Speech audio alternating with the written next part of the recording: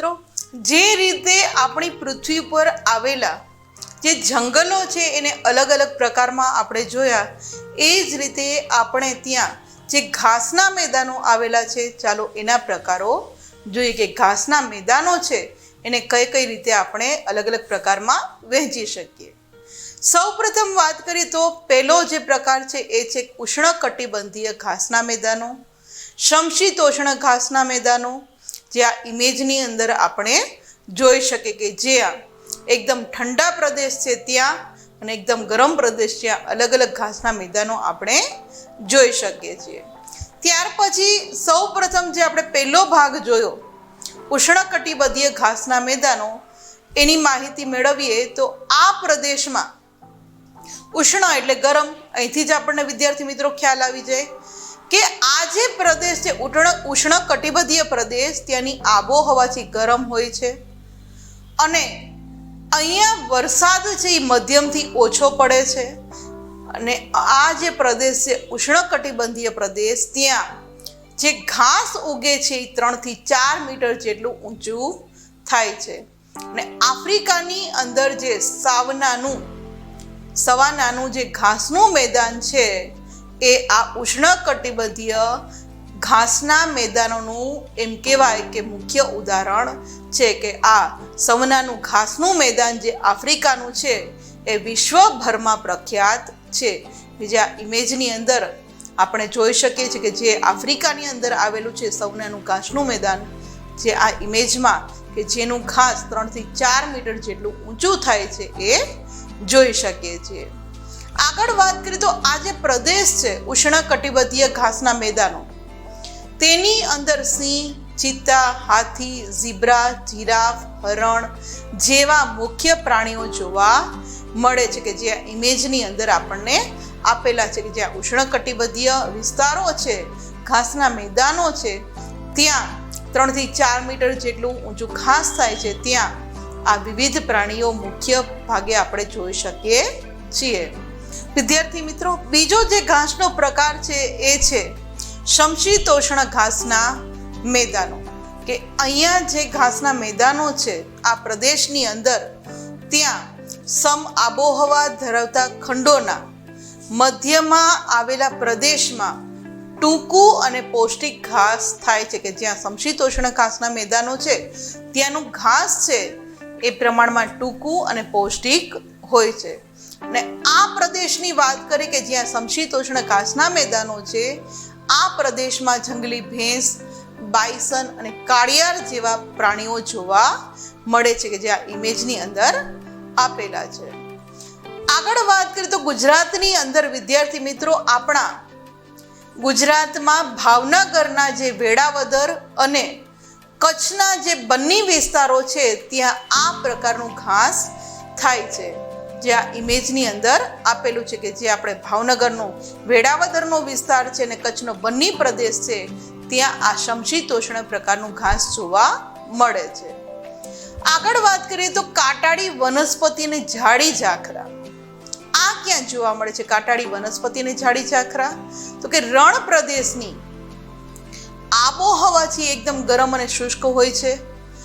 આ પ્રદેશમાં વનસ્પતિ છે ઓછી જોવા મળે છે, કારણ કે ત્યાં છે એ હવા એકદમ ગરમ હોય છે અને શુષ્ક હોય છે, જેના કારણે રણ પ્રદેશ છે એ વધારે છે. અને રણ પ્રદેશમાં આપણને ખ્યાલ છે કે વરસાદ છે એ બહુ ઓછો થાય છે, જેના કારણે આપણે કહી શકાય કે અહીંયા કાંટાળી વનસ્પતિ છે એ જોવા મળે છે. અને આબોહવા સાથે અનુકૂળ સાધવા માટે વનસ્પતિ જે ઉગે છે એ વનસ્પતિ હોય છે એ કાંટાળી જોવા મળે છે કે જે આ રણ પ્રદેશમાં આપણને ખ્યાલ છે કે આપણા કચ્છના બન્ની વિસ્તારમાં જે આખું રણ છે, આપણા રાજસ્થાનની અંદર જે રણ આવેલું છે ત્યાં આપણને એવી કાંટાળી વનસ્પતિ જોવા મળે છે. અને આ વિસ્તારની વાત કરીએ કે રણ પ્રદેશની અંદર કઈ કઈ કાંટાળી વનસ્પતિ થાય છે તો કે એ છે બોરડી, થોર, બાવળ, ખીજડી જેવા વનસ્પતિઓ જોવા મળે છે. અને આ પ્રદેશમાં જે પ્રાણીઓ જોવા મળે છે એ છે ઊંટ, શિયાળ અને જરખ. વિદ્યાર્થી મિત્રો, આપણે ઊંટને રણના વહાણ તરીકે ઓળખીએ છીએ. શા માટે? કારણ કે ઊંટ એક એવું પ્રાણી છે કે જે રણની રેતીની અંદર સહેલાઈથી ચાલી શકે છે. એટલે એમ કહી શકીએ કે આ જે રણ પ્રદેશનો વિસ્તાર છે ત્યાં ઊંટ છે, શિયાળ છે, જરખ છે એવા પ્રાણીઓ જોવા મળે છે.